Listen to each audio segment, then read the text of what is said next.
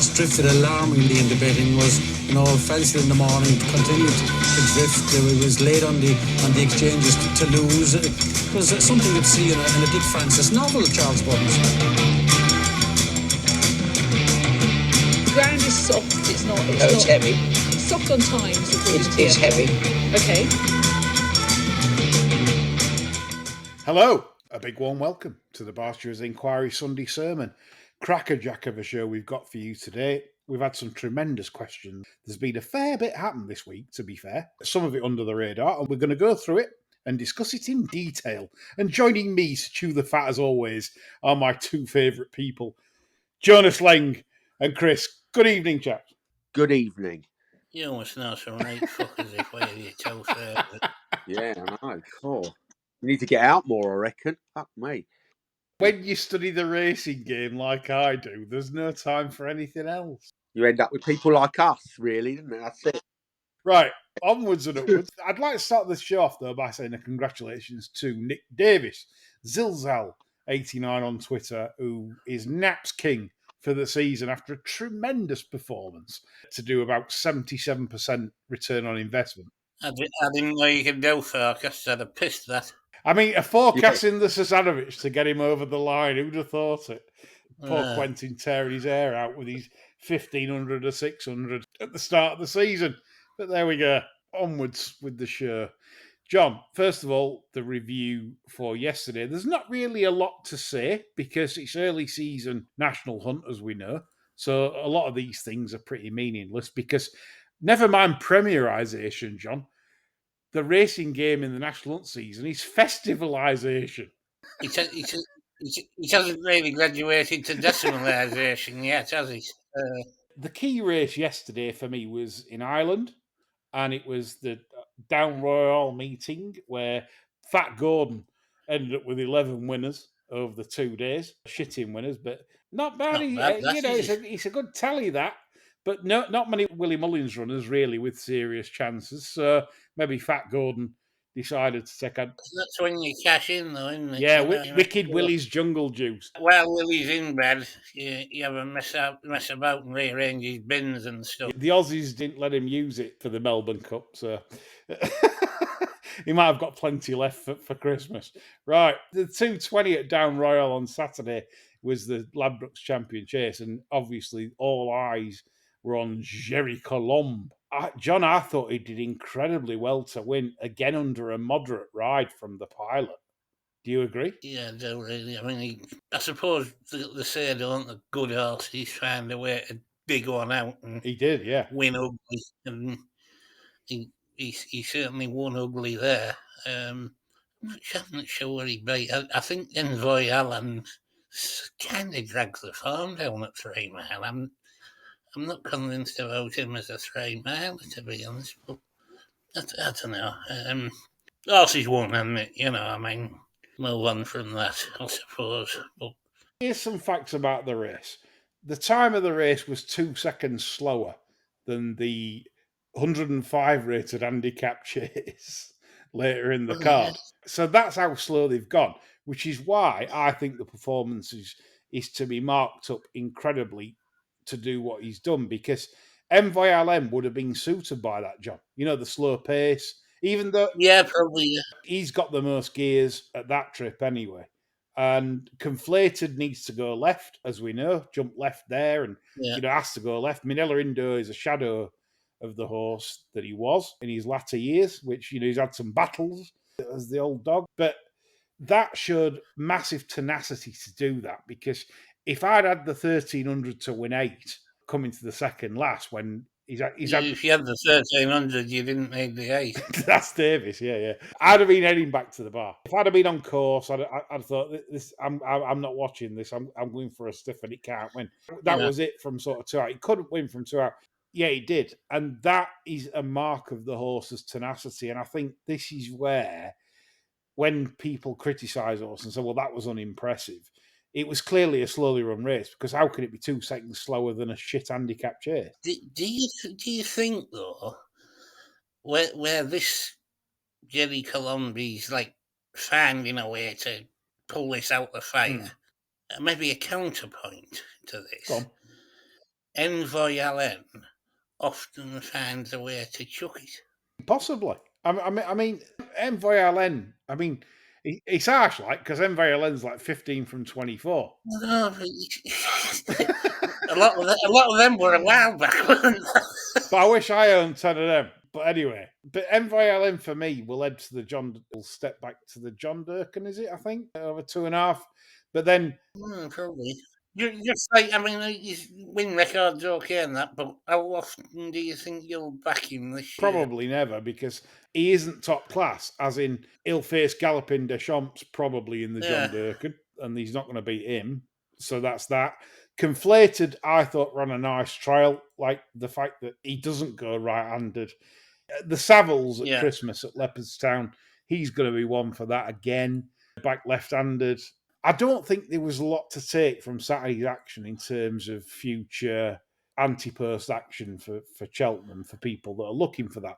However, I will come to one race before we go on to the topics of the week. The Potemps at Aintree. I was talking to Fry today. Fry's on Friday's show, so she can't back out now. She's coming on Friday. And Ike Allen, the Willie Mullins runner, 100 to 30 joint favourite. I mean, does this tell you that the markets have no clue? Because, like, how can it go off 100 to 30 joint favourite and John Joe's doing chicken wings from 2.5 out? In third, it was absolutely hilarious to watch. It was funny. Again, another Potemps qualifier that you can all watch and store in your notebooks for Potemps. But Ike Allen, I thought, shaped very, very well there. Another year and he's... Should have finished fifth, wouldn't he? Didn't he get any first drive these days? I think you've got to finish it first. I don't know if it's... I don't even know what rules anymore. I know they've changed. What sort of price did he go in running like? I don't think very, very short. He Didn't go short, because when they turned in, John Joe's on the heels Yeah. of the principals, probably about 3 lengths, maybe 4 lengths down. And he made sure that 3 to 4 lengths down extended. I just thought when they were turning in, I thought he looked like he was going to pass up. Oh, I've not checked the in-running prices, by the way, John, so I'm sorry I haven't got that data. But I thought that was a super trial. It's an horse that I think this will be his season. He's going to turn 6 at the turn of the year, and I think this is his season. And I don't think that should go unnoticed. It probably hasn't gone unnoticed, but nevertheless, this is a fair trial from Ike Allen for the Potemps further down the line.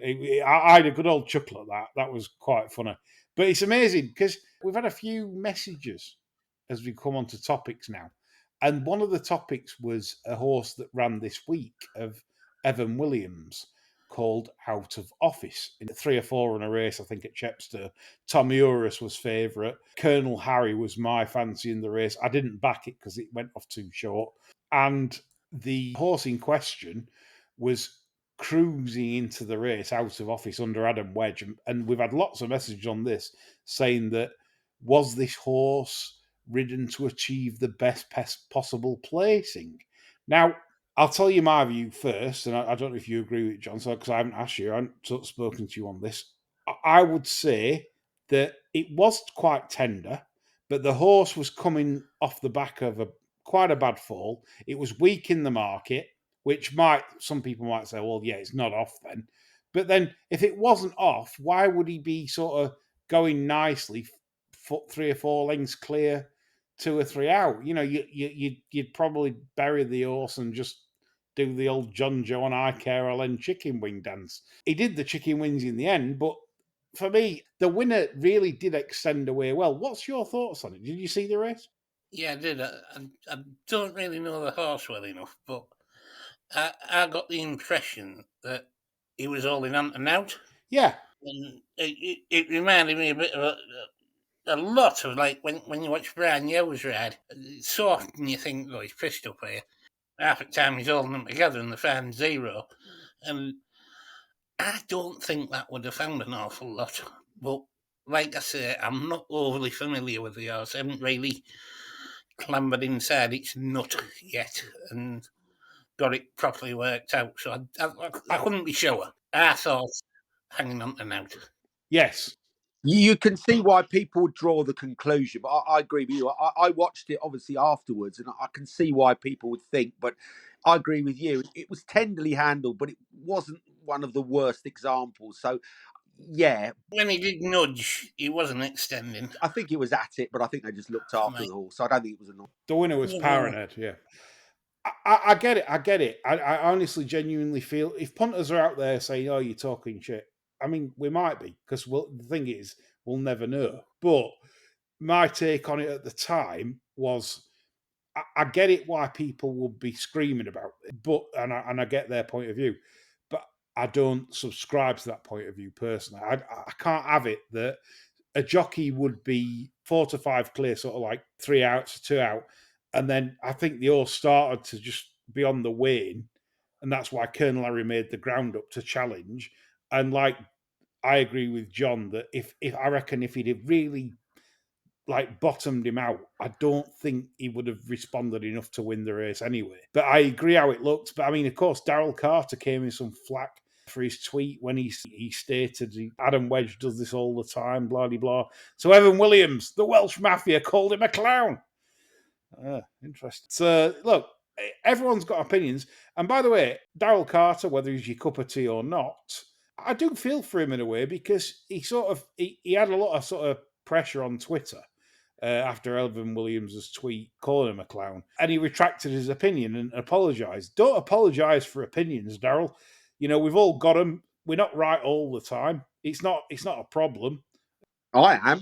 I'm right all the time. Never wrong. Well, this is it. Get the gist. Yeah. I'd point out, Chris, that you mix with us. Yeah, so that's all right. So you get nothing wrong.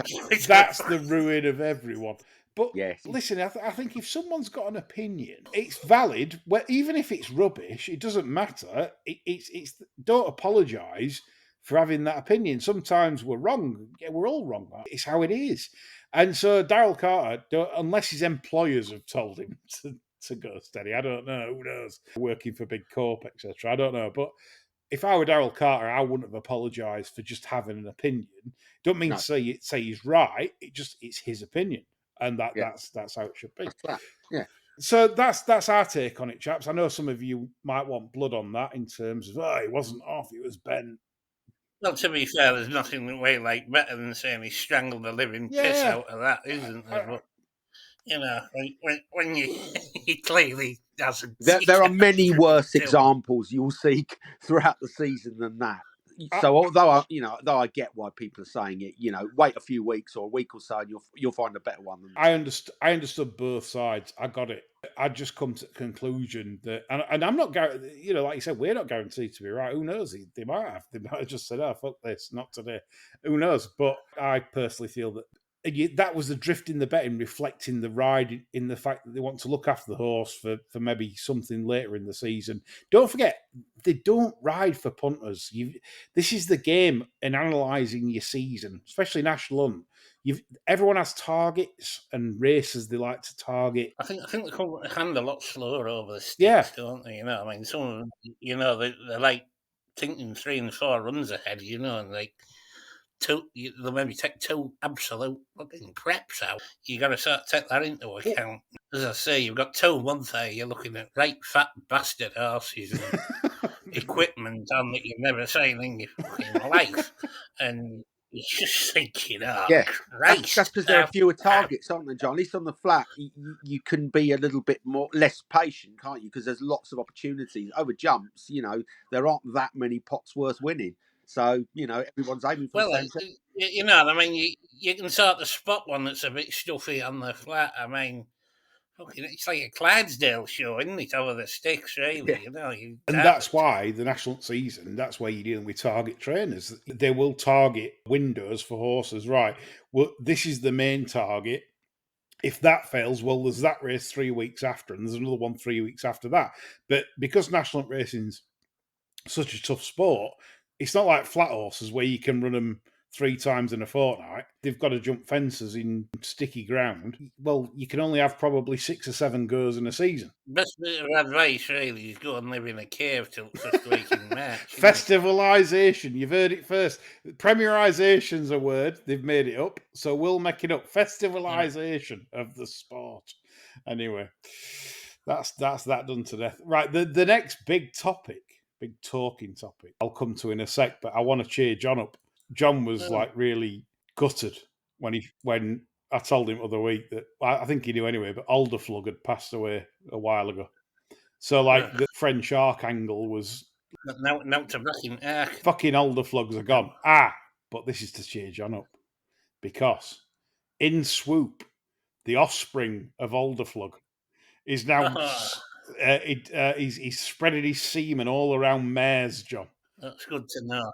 And this is encouraging because in 2 years' time, John, you're going to get some lovely 2-year-olds back end in the Marcel Boussac for some in swoops.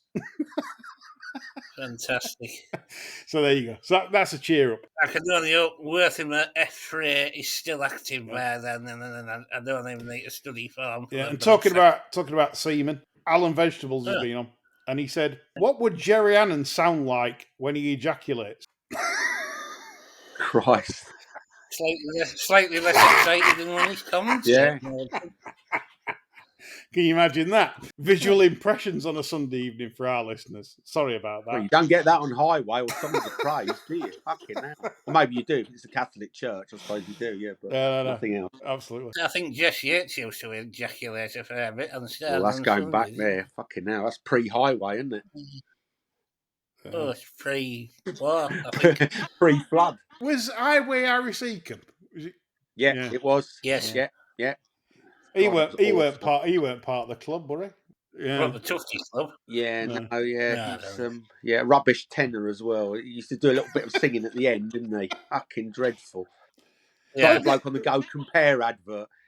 But this is what I'm struggling with, right? You know, like if you watch these cruise programs with Jane McDonald and she starts singing, there's actually people that like this, like her when she sings, and it's fucking horrific. Yeah, people listen to anything. Yeah, absolute fucking rubbish. It's really bad, isn't it? You know, I mean, I've heard better in the lift. Exactly. Yeah. I've smelt better in the lift, right? Right, not when you're in the lift. Fucking hell. I've never had a good sniff of Jane McDonald, so no comparison. Old MacDonald, I think. So we're going to come on to one of the main topics, which is, of course, this week you've all been moaning about the low sun. You know, this is obviously and more so, I've noticed it more in recent times where straight away they put the bollards down. And I didn't know this until someone told me the other week that it's not. I wonder why they put the bollards down, because if you can't say the French, you won't say the fucking bollards, will you? I know, I can see to go around them. I know, it's a contentious topic, but I was surprised to hear the other week that I didn't know this. I thought it was the stewards in the stewards room. No, it was the jockey liaison officer or safety officer at the start. We only found out he existed. Yeah, I never knew such job existed. Job for the boys, other Sandhurst reject. The thing is, surely for insurance purposes, if jockeys complain, right, they've got the upper hand here because you couldn't get insurance if a disaster happens when the sun's shining. So is it the jockey's fault, really? Are the jockeys instigating this? They obviously are, because what does the liaison officer do? He's not going to refuse them and say... If we were jockeys, let's be fair, we'd all do it, wouldn't we? We eliminate risk, and we've still got a chance of winning the pot. So, I'll freely admit, first sign of a bit of sun poking through the clouds, I'd be saying, hey, I'm not jumping them 5 down the back there, you know. And then they're buggered, aren't they? They can't say you very well are, because then when I throw myself onto the soft turf after a perfect landing and pretend I'm whiplashed to hell and out of it, I'm putting a big claim in there. That's exactly where I'm at here. So I've got a couple of solutions. Can jockeys not wear sunglasses? They wear tinted goggles. Right, so they protect you against UV. They're them, you know, like the wraparounds that the golfers often wear. They're them sort So of what's- entities. But is it not in also the the back. horses as well? Yeah, I but mean, you know, they've got peripheral vision. They don't, right. I mean, their eyes are on the side of the fucking head.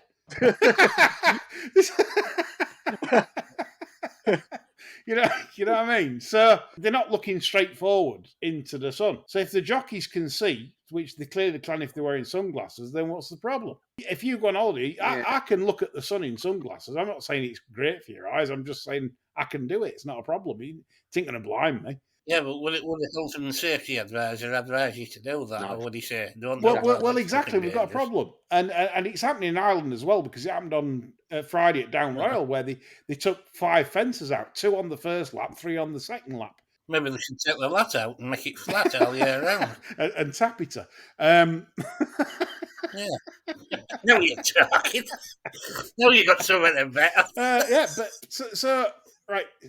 So this is it, right? And I get some of the anger regarding this. There's another solution which stops them completely, and I've said this before, and I think somebody rubbished me on this before, but I'm going to say it again. Right? What's the wrong with 2 massive flagpoles at the top of or wherever the sun problem is, whether it's down the back or whether it's Like the sight screen. yeah, like cricket. I mean, we used to have cricket nets because to stop the houses getting bashed every time we hit 6. Obviously, you need bigger than that.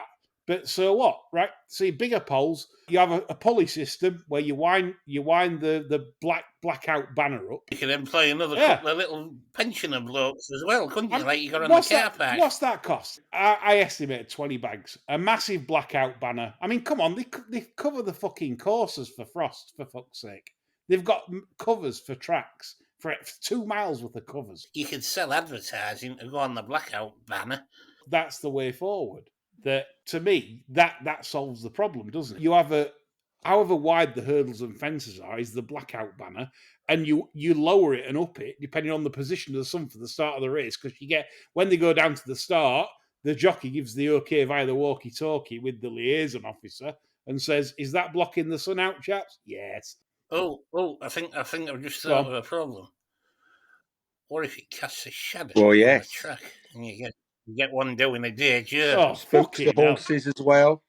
What the fuck? I can't think of any more off the top. Spooks the horses. Well, that's a shitty idea, that. I have come up with a perfect solution there. Nah, the bollocks. How many horses have you ridden at speed? These are the jocks. They're absolute varmints. It's the jocks. They're varmints on this. They don't want broken elbows and shoulders after they fall off 3 out. They just think, fuck that, we don't have to jump them. And that's what's happening right now. And it's the jocks that need telling off on this because Junk jocks used to be a breed apart, didn't the Cavaliers. Hard fuckers. Now look where we are. Yeah, soft as shite. Not jumping that. So commenting on some listeners' comments here, Chris Pull, chief trumpeter of Twitter in terms of after time bets, and he says the only sun I have ever studied was for the tits on page 3. But surely people who properly study the real sun know the angle of the big shiny thing in the sky years in advance. So should jumps fixtures be scheduled with this in mind? Again, Chris, common sense. It's like, so you know what position the sun is in the sky at X time and whether it's a hindrance. If you need to fucking start the chase races first, then you put the chase races on first. I mean, what is up with these people? Again, it's a game run by morons, John. If all the tracks were straight tracks, when the sun's facing one way, you could run them down the track one way and then send them the other way when the sun's on the other side. That'd be do a Wexford ridiculous. And go all the way around, John. Yeah. It's reversible. Wexford weren't daft. Let's go all the way around. Fuck it. Yeah. Let's be proactive here. Do whatever you can. Well, you've got to be flexible. But I'm sorry, everyone's getting bored of this. I mean, it suits front runners as well, even more, because if you think about it, sometimes gap between chases and hurdles, they have to like swerve round fences, so you're losing mile an hour. So instead of galloping in a straight line where you'd be doing 30, 31, you're doing 28, 27 as you move round an obstacle. So, of course, front end is favoured. And Tony Earnshaw's been on, and he says, start voiding races where there's low sun. Oh. I get his point, because I get annoyed, because... You can't void them. You can maybe abandon them. You can't run them and then say no, because get But paid. it's like this though. Let's say, John, right? You back a like one I did at Down Royal on Friday. I backed an horse that it's not the quickest. It's not going to win a bumper. It's not going to win a sprint on a flat. It wants to jump fences. It's missing 5 fences in a race. I want my money back because it's like I don't want to back it. Yeah, but you see, well, no, what I'm saying is you don't run that race. If they have to take 5 fences out, that race never starts. But they won't do that You because know? they're getting paid too much money on the media rights. Yeah. I mean, you could But argue say, otherwise, the otherwise people's going to say, "Well, I want paying. Mine was first past the post." What the fuck? No, I mean, but you're right about voiding in advance. I mean, if the conditions of the race are manifestly different than that which was advertised, if you remove 5 fences, it's not as advertised, is it? You know, it's a fundamentally different If race. you're betting on a morning and the assumption that they're going to jump all the fences, it's a fundamentally different contest, isn't it? You know, it's not a chase. It's a flat race with a couple of fences in it. But I maintain you can't run that. No. You've got to say before the race. No, avoid it in advance. I'm one of them. I'm in Tony Earnshaw's camp, and I get very upset if I've backed a horse that I know is a tremendous jumper, and that's usually what you do, isn't it? You don't back one that can't. If you back the first past and post in that, if you back the first past and post in that race, though, and then somebody says, "Yeah, it's Void," you're going to be saying, "Well, you cancel it in advance. You can't run it and void it. But what you can say is, well, actually, we're going to have to omit 6 flights, so therefore void the race. Not going to run it. It's unsafe. Yeah, if you're saying something's unsafe, then absolutely, it's not the advertised. That I particularly over chasers rather than hurdles, but like chasers, because obviously chasers, they aren't sprinters. They're not bred to run 4 furlongs on the flat in the straight and sprint. They're bred to jump fences, and that's what everyone bets on. Good jumpers. It's like buying a ticket for Peter Kane. You get James fucking Carden turning up. that is a good example. Brilliant. Personally, I'd like to see things done, but bearing in mind that the people that run the sport can't be bothered to tell tracks to spend £500 for an outrider to turn up for an afternoon to stop delays when horses bolt for the safety of people, horses themselves, and to get races off on time instead of watching a horse do 3 laps of a track for 10 minutes. This is what we're dealing with. Despite the greed of the tracks getting absolute fortunes from media rights deals, they should be spending some of that money to enhance the professionalism of the sport. And is putting bollards over the last 3 fences enhancing the professionalism of the sport? No, I want to see the pulley system with the blackout window at the bottom of the straight. That's what I want to see. Nobody goes listening to say bollards. It's initiative. It's basically saying we're doing our best. We're trying to make sure that the jockeys can see the hurdles, can see the fences safely. We've blocked the sun out, blackout blinds. That's the way forward. Wouldn't cost an earth to implement. You're talking 2 flagpoles and a pulley system with a blackout banner raised, and that's it. I just think that's a sensible solution. But then again, somebody will pull me down over that and say I'm talking shit, which I usually do. An interesting topic which spoils jump racing for me. Right, a couple of news items. Obviously, we've had a few bad sundry things this week. First of all, paying tribute to former trainer David Brown, who sadly passed away this week. A good guy, self-made. I like people that are self-made. He liked to keep himself busy. And one of the things that I read in a Racing Post article was how he treated his staff, which I thought was really nice. I really enjoyed reading that, when he said that he made sure that at least 1 or 2 times a week they all sat down for breakfast together and had a good breakfast. And he listened to staff's concerns, complaints, whatever. Wasn't Milton Harris his assistant trainer? We'll come on to Milton in a minute. Yeah. But David Brown, I mean Frederick Engels, the fact that he's still in the yard, and that's what propelled him to sort of like, when he won the July Stakes at Newmarket and beat the bigwigs. I just think it's nice when the smaller guy has served it up a little bit in the past. And I think David Brown... Especially when they're proper. Yeah, proper over. I mean, his dad was a miner. that played for professional rugby league teams. I just think that's a proper tough northern kind of guy. And yeah, Remember, Jimmy Savile was the miner as well, so don't go overboard. well, David Brown. No, nice guy though. Yeah, he came across as a nice man, didn't he? Whenever I saw him interviewed, like just an ordinary bloke. Absolutely. It's a tribute to David Brown and the family this week as he passed away, because we like people that are not like gifted with the £500,000 thoroughbreds, and we like people that make a fist of the game, not having the proper tools to do the job. So, second bit of news, and I'm hearing through the grapevine regarding Graham Lee, it's not particularly good news. So we need to have fingers crossed for all concerned there. I didn't see the incident. Apparently it happened on was it Friday night, Newcastle, John, I think? Yeah. It was pretty, it sounded not good. And I want better news coming. But yeah, so keep everything crossed for Graham Lee. Wishes to his family, etc., etc. Things might not be looking great there. But coming on to Milton Harris, he's been charged by the BHA under misdemeanors, etc., etc. All I can point out on that is that there have been 4 complaints made regarding his behaviour towards former stable staff. That is all I can share at this time, because obviously this is an investigation that is going to be carried out by the BHA, and I'm not going to be one to make any further comment on that. Okay, let's move on to some fun parts. We like fun. This show, it's all fun. One of the questions of the week for me was from Samuel the Cat. This was good. He said, they need to do an I'm a racing gravy trainer, get me out of here. I love this. I would love to see Chappers struggling down a dark tunnel with rats after his balls, or Nick Luck or Tom Bull putting their hands in a snake box while their plummy voices get higher and higher. So, right, John, right, imagine the scenario. You've got 10 or 12 like racing media candidates. Who would you pick? Chapman, Cunningham, Megan Nichols?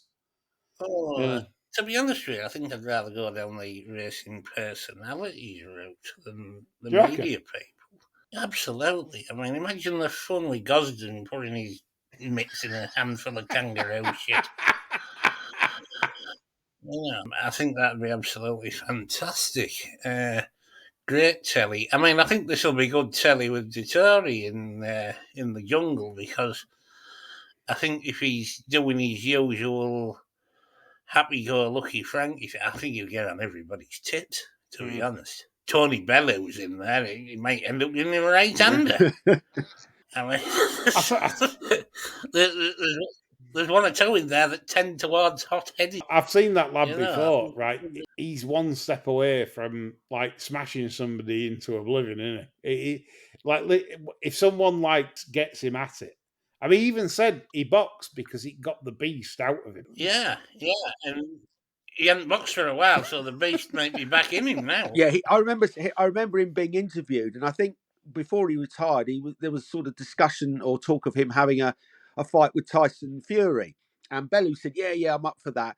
And he said that about a month later, he attended a sort of a charity boxing do where Tyson Fury was there, and Tyson Fury came over to shake hands with him, and he said, when I looked up at this man and saw my tiny hand, enveloped in his massive mitts, he said, I thought, fuck that, I don't want any part of Tyson Fury. He said, you have no idea just how massive the guy is, and he thought, nah, you're right, I'll retire. That'd have been, obviously they got decent money for that, but he might take a swipe at Britney Spears' sister. Hit me baby one more time. Bang, so for a month. We're going to release your I'm a Celebrity preview on Patreon tomorrow, which I can honestly, I've read it and it's quite hilarious. So that appears on Patreon on Monday. £7 a month, folks, to get things like this. It's incredible. Together with all our followers, eye catchers, you top name tips it. on there as well for the big prices that John likes to win I'm a Celebrity. So they'll both be there at the end of the first week. I want to know, right? So imagine a scenario. You've got Chapman, Luck, Islop, Bottershead, Cunningham, Nichols, Fiona Mayer. Who's starring in the shower, John, in white bikini? Dear God. Graham Cunningham, I think. He wouldn't last. The buffet's shit. Cunningham wouldn't fancy that. There's no buffet. Who do the dunno? Well, they'd probably have one of us on there for that. Clearing the shit out. Yeah, shit house. I think they'd put us on shit house detail, to be honest. Yeah. We don't know these fuckers out. Let's stick one of them on. Who'd be Kiosk Keith? Yeah. Don't know. Question, isn't it? Milton Harris? Right. So I'm going through all this. I mean, I'm just trying to think. Imagine that lot in Jungle, though. They all love it. They all love taking from the sport. Cunningham, a lot of them do it for any amount. Who do the celebrity cyclone then at the end? Who's the for? Well, I think you definitely want to see Leona in Rhodes on that, wouldn't you? Yeah, well, ex-jockey, yeah. She'd be fitting. I think you'd probably pay good money to see Leona, Adele Mulren and Megs. What? You know. Well, you would, yeah. This would actually be good telly. It could be better telling the actual show, couldn't it, really? Who's on. When Ed Chamberlain told us at York that ITV Racing Figures would be off the bloody graph if they were on that, wouldn't they? Who'd be Camp Cook? Don't know anybody that could cook, really. Do you reckon none of them are any good? Any of that? I've never seen it all the way through. Usually parachute witchy grub and then dingo's dick into that basket, don't they? And so there you have boil these or something. Which would you like to see do the eating challenge? I think for comedy value, probably that bloke that had the black shirt on the NBC coverage of the Breeders' Cup last week. I think we'd get some tremendous reactions from him to putting funny substances in his mouth. But yeah, I mean, up for that. Cracking show. What about the puzzles? Who would you send for the puzzles to get the like chocolate biscuits? Probably. Do you get chocolate biscuits? I didn't know they got chocolate biscuits. Where's to get a treat? You know, kilo of rice or something, isn't it? Yeah, get a treat when you solve the puzzles on the bingo dollars. Who would you send to do it? Who'd be like the? Oh, they're all much cleverer than us, so I wouldn't have a clue. You know, I mean, Mellish. Yeah, Mellish would be good man for a puzzle, I think.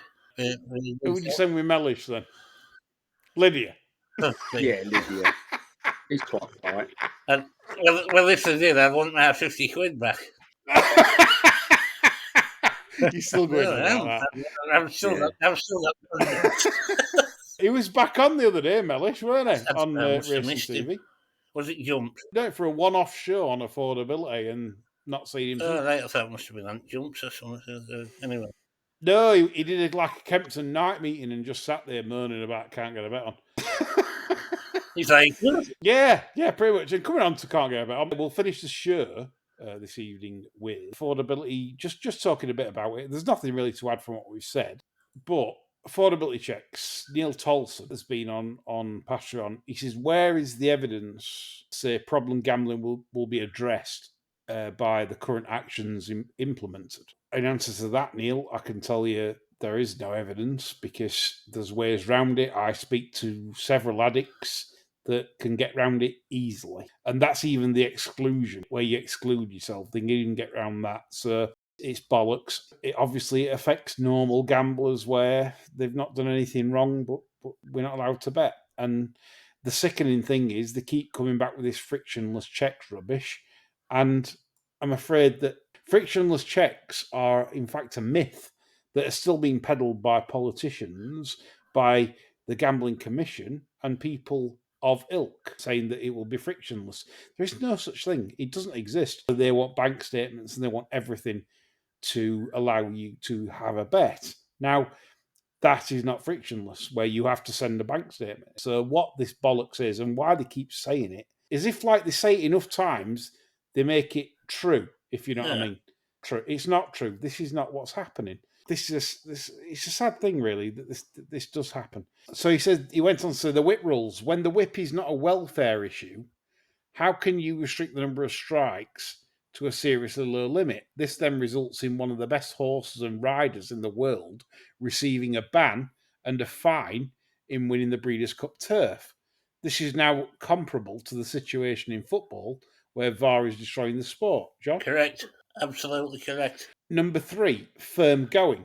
We have seen in the last week British horses winning some of the top prizes in the world, running on ground that some have described as concrete. Yet the UK ruling bodies think that good to firm is a welfare issue. Where is the evidence, We John? know for a fact we've gone on about this for long enough. There is no evidence because the stats as they stand are bogus. And Cooper Clark, Sandown Epsom, if you're listening to this show, I understand you have a difficult job, particularly at Epsom, with the downhill run, right? You don't have a difficult job at Sandown. It's downhill for the first few furlongs, and then they're uphill for the rest of it. Stop overwatering. You did a better job last year. You know you did.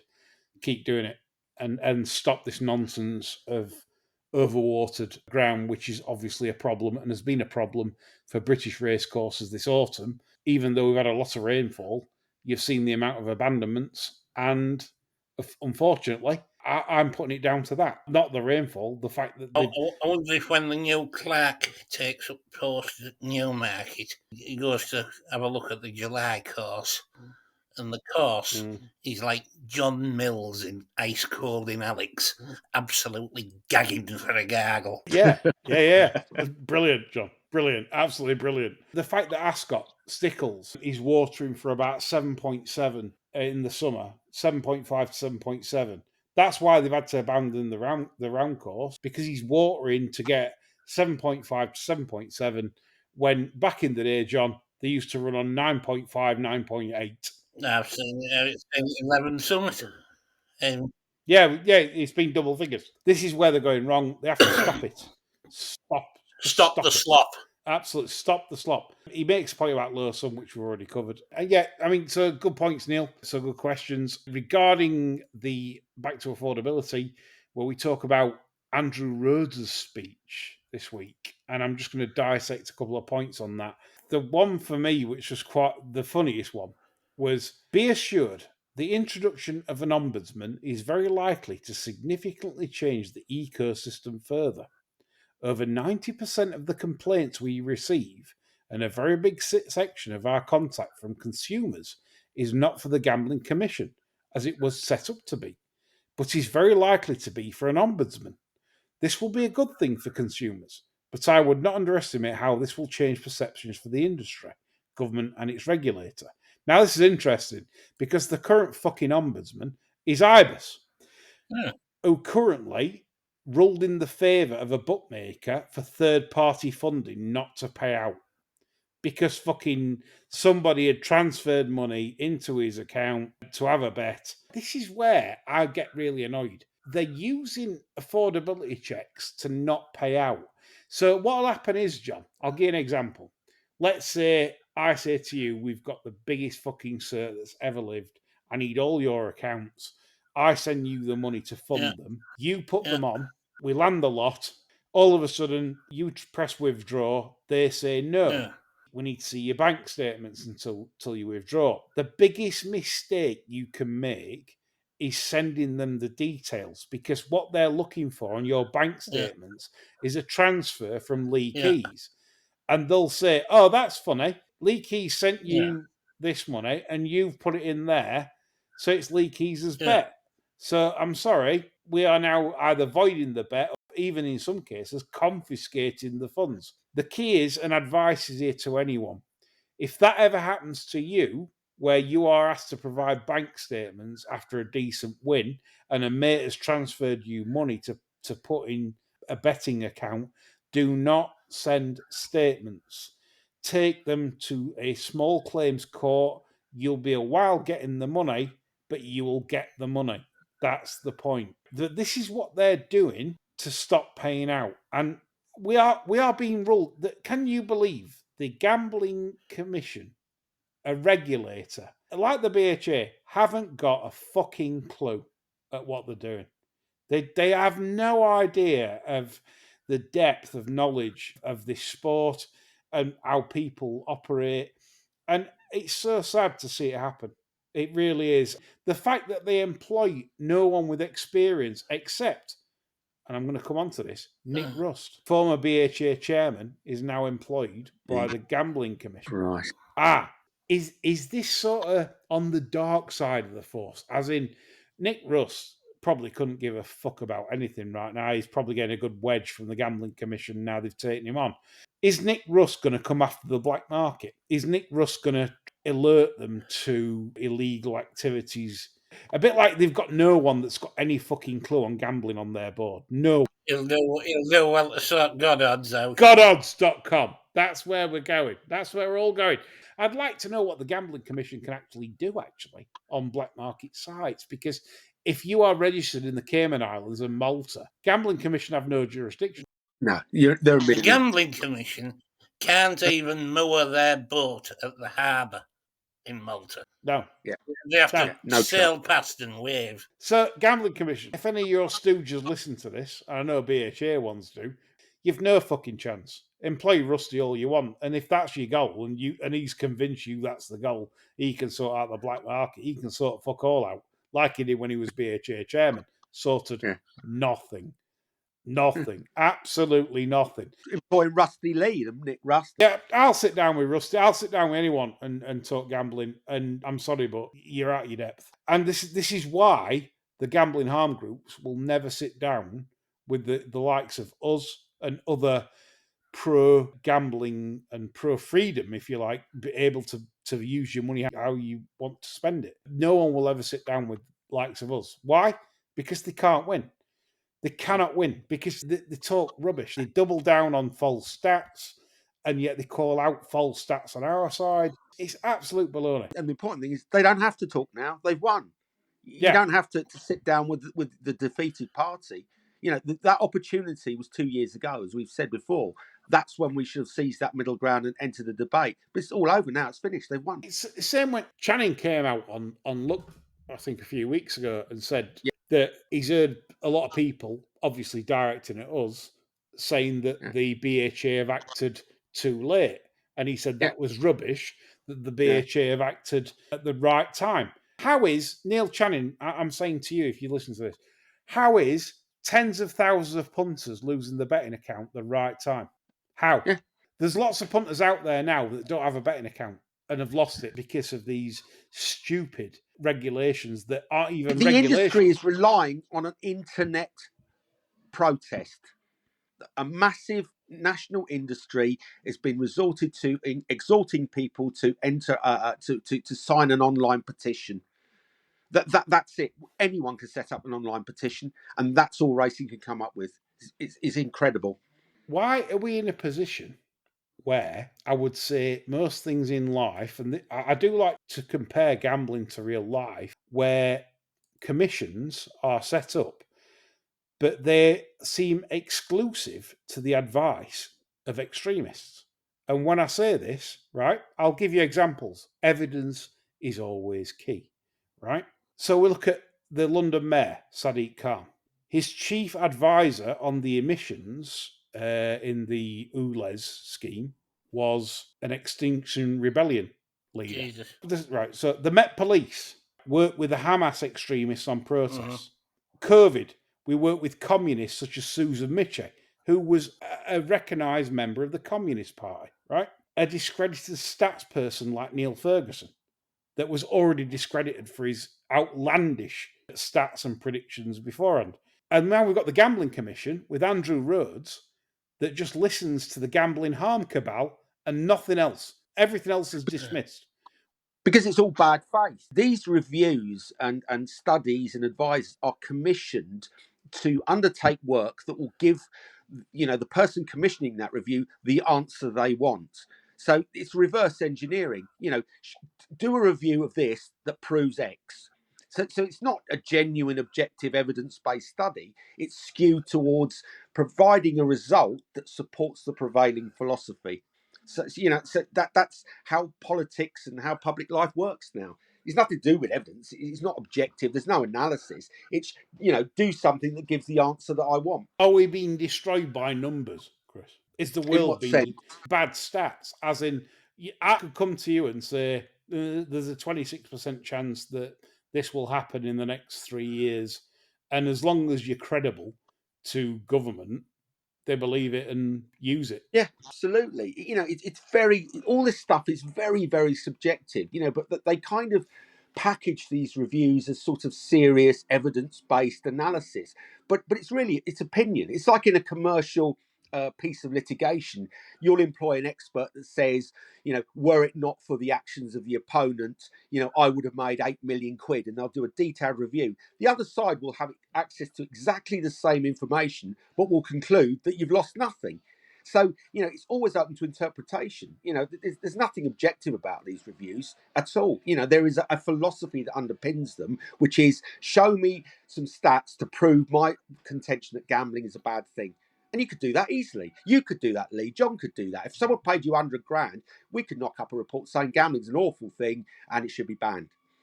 Easily. That's where we're at. Right, before we finish, I meant to get this in earlier. I had a thought, and exist anymore. Fries chocolate cream. John, that's one of it. Right, listen. This is a vert, right? You can bring one back. Fries chocolate cream. No. Topic. Squirrel shit in every bite. Or toffos. Yeah. Toffos, any day of the week. Can I nominate an other? Yeah, you can. Old Jamaica. Yes, that's what I was going to say. Yeah, the rum and raisin chocolate. Yellow packet with an old ship on it. Bloody delicious, that stuff, with the raisins and the rum. It was. Especially the rum. Amen to that. That would be my vote. Yeah. I'm going topic. Are you? Yeah, topic. I used to love topics. What has a hazelnut in every bite? Squirrel shit for your delight. I remember it. Yes. Yeah. That's my barrow. Is it not the same as marathon? Or weren't they just similar to that? Was it for? What was it then? It had the white dog shit in the topic. It was nice. Topics were lovely. Tweet us if you agree. Were topics the best, or was it Old Jamaican? That's all from me. What about Texan Bar? Do you remember them? So Texans, yeah. I used to have Texans. I used to love Texans, yeah. Like a caramel. Hey, hombre, you wouldn't fire a man till he's finished his Texan Bar, would you? Texan. That's right. All right, them, if you didn't have false teeth. No good for Mickey. Definitely dislodge your palate if you had a good shout. That's why Easter likes ice cream, John. It's easy on the choppers. I don't know. You can wear the original somehow. The caramel ones as well. They're a bit pulley on the old molars. Yeah, well, they're still going strong, mate. That's me, John and Chris, done for this week. Hope you've enjoyed it. We're back as usual next Friday. We're on Wednesdays, Midweek Madness on Patreon, and also the sermon as usual next Sunday. Thanks for joining us. Bye for now.